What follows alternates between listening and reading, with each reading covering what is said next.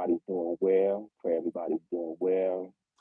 Pray that we continue to send in prayers up this day, enjoying the Shabbat, enjoying the rest. Um, this past Shabbat, I don't know if anybody out there amongst the 12 tribes was really observing. Well, I hope so. I hope so. I hope so. But during this past Shabbat um, celebration, uh, a number of things that came to my mind is I was leading the mishpachah, leading the family through certain studies, right? And of course, when we talk about Shabbat, we're talking about spiritual meaning behind covenant and behind the different instances that took place throughout our history as Hebrew Israelite people in regards to those covenants between us and the Most High. So we got to reading the 10 words, also known as the 10 commandments. All right. So one thing, there's a number of things that stuck out, and I could talk about, a number of things right now, but I want to keep this video real short and sweet. A lot of folks that would be detractors away from the scriptures, or people who have their own idea about what they're saying and from a contradictory standpoint or whatever it may be, they have a lot to say about the scriptures, And in this time in my life, in this season of my life, I kind of just look at what people have to say about the scriptures from a multi-layered standpoint. One is that they even Hebrew Israelite people, then whatever they kind of feel about the scriptures, it doesn't really apply to them until it does, if it does. And then actual Hebrew Israelite people, biological Hebrew Israelites, who have kind of fallen for the okie doke, the flim flam sauce, whatever you want to say. They look at the scriptures a certain way, and without proper explanation into them, they would say that the scriptures are contradictory. One thing that I think we all can agree on, especially as so-called Black people in this Western Hemisphere, whether you're in the islands, whether you're in the mainland, is that at one point in our lives, we have been overtaken by Christianity. There's something within that stronghold of Christianity that has sought to control our thinking. That's what it's all about. And that colonialized mindset, right? So when we start talking about the scriptures as children, getting dragged to Sunday school, whatever it is, and we start hearing the pastor go off, we have questions.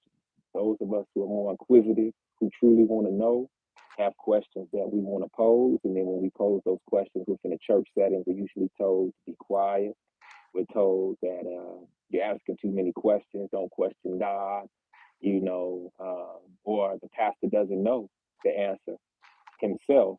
So then he puts off all these excuses on why we shouldn't be asking questions. And most of us have that experience. I don't got to go into that. But I think what's more important is that when the men of Israel, the true men, the true biological sons of Jacob, especially those of us of Judah, Yaibada, who are here in the Western Hemisphere, when we begin to be a threat to that system that's been created, of course, it's going to be a threat to Christianity, of course, it's going to be a threat to every social group and organization and entity, corporation that has sought to keep us down. We should know this by now, and it comes with the turf, right? But one thing that we definitely want to do is get out of that mindset of, well, this is what it is because that's what it is. The more that we read the scriptures, we should be enlightened to what's going on. And in order to be enlightened as a Hebrew Israelite to what's going on, we have to reclaim our Hebraic mindset. Okay, this is very important. We must retain and get back our Hebraic mindset. And we have to favor that Hebraic mindset over the mindset of the West, over the romanticized mindset. Those of y'all who tapped into this channel before and have heard me on my multiple live streams know that I like to drop those gems and those deeper clues in regards to how to get out of the romanticized mindset and how to enter into a Hebraic mindset. And when you realize that they are worlds apart, okay, that there's really not room for both of them. And when both rise up and there's a conflict that brews up because they are both risen, then you're going to start seeing more travail. You're going to start seeing more issues. And that just comes with the turf as well, too. And basically, it's saying, there's not enough room for the both of us type mentality. And so we have to learn how to reclaim our Hebraic mindset. And in doing that, especially as men of Israel, not only will we be able to lead our families correctly according to the Constitution known as Torah, given to our people, but we'll also be able to ask or answer those hard questions, okay, those difficult questions, those why questions that we've had questions for since we was children. And so what I'm going to do real quick is seek to answer a why question because we see idolatry all over the world. But I don't think there's any place on earth that's uh, more resonant with idolatry than possibly West Africa. Just keeping it real. It's probably not another place on earth in the coastlines of West Africa that has the experience of more idolatry. And if you wanted to know who the Hebrew Israelite people were, you would know that we had such an issue with idolatry that even to this day, still deal with idol worship, even to this day. And so that's just another sign and symptom of who the true Israelites are. Okay. And excuse the live feed if it starts getting crazy. Okay. So let me just get on to the point. Why did the Most High, and of course, even here in the West, we've carried over those in spite of the captivity, we've carried over tendencies to do idol worship. Okay, so don't get me twisted on this. And I love our family in the West. For all those Israelites who saying we not in Africa, stop it. We all over the world, and we are definitely okay, especially in the West and central parts of Africa. We're there. It's period point blank. Now, is it exclusively us? It's not exclusively us, but you'll be able to know who we are due to our proclivity to be ignorant, hard headed, stiff necked, and going against the Most High. Let's just say the facts what it is. And ain't no place else on earth that gets down with that idolatry like our own people in the west of Africa, the western coast of Africa. Okay? So, what is the Most High saying when He says, don't follow through with idolatry? Don't be idolatrous. What is that about? Well, when you think about how we was created, the answer is right there. Okay, so what is idolatry? Idolatry is the creation of and worship of a sculpture or item made by our hands that we seek to worship and bow down to and ask for blessings. Okay, that's what idolatry is. Okay, now why does the Most High say no to idolatry?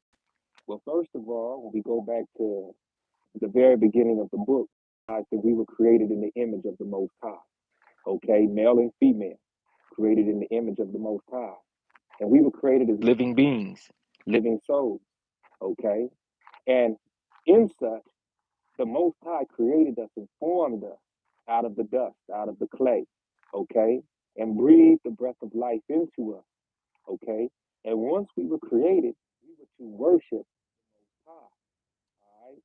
All right, the Most High didn't worship us. Okay, and that's a clue as to why He don't want us to involve ourselves with idolatry. The Most High created us, blew breath of life into us, we became living creatures, living souls, and we, as the created, were to worship the Creator. Okay, the Creator doesn't worship us. So, because we were made in the image of the Most High, we should not be down here seeking to create something with our hands. Okay, listen to me now, because this is why. We're not supposed to be seeking to create nothing with our hands and then worship that thing that we created. Okay? Once again, excuse the live feed if it's getting jumbled up and it's difficult for y'all to see. But That's pretty much the reason why. The Most High created us, and we're to worship the Most High. But what we do as people is we create things, and then we worship the thing that we created. Okay, and it's an embarrassment to the Most High because we were supposed to be filled with wisdom from on high to know better, and our worship should only be to the one who created all things. And this is why the Most High El, out of all the Elohim, chose the children of Israel, Yasharal, to serve and worship and be ambassadors of the reflective energy of the Most High down here on this earth plane as representatives of the Most High. So it's very embarrassing. Okay, it's very embarrassing to the Most High, and we should be embarrassed as well when we get to creating wood and stone and all sorts of clay and mud sculptures to worship, expecting blessings from dead creations that aren't even alive, like how we are. Okay, so that's why the Most High say don't worship no idols, don't do idolatry. And a lot of folks might not be wanting to get into the nitty gritty of the why, but that's the why. And it's really simple. Okay, again, the Most High created us not to worship us, but so that we can pay reverence and worship the Most High and show gratitude and thanks for being thought of in a way where we have been created. But when we go head on and we take that energy and we apply it into something that we cannot make alive, and then seek blessings and favor from the thing that we created and worship that thing, we are no longer in the reflective energy of the Most High. All right.